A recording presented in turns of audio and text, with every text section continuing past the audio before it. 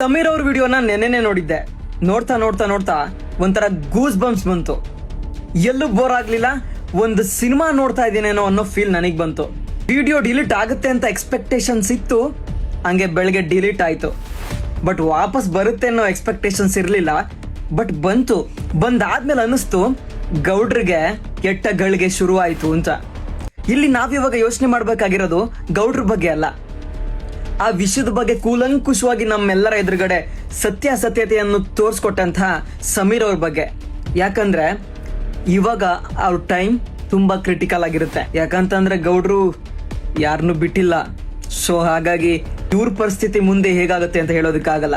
So ಹಾಗಾಗಿ ಸಮೀರ್ ಅವ್ರಿಗೆ soldiers ಆಗಿ ಪೊಲೀಸ್ನವ್ರು ಇರಲ್ಲ.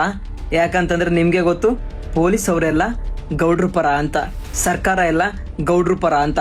ಸೊ ಹಾಗಾಗಿ ಅವ್ರ ಸಪೋರ್ಟ್ ಇರ್ಬೇಕಾಗಿರೋದು ನಾವುಗಳು, ಸಾರ್ವಜನಿಕರು. ಸೊ ಹಾಗಾಗಿ ಅವರ ಯೋಗಕ್ಷೇಮವನ್ನ ಎಲ್ಲರೂ ವಿಚಾರಿಸ್ತಾ ಇರಿ.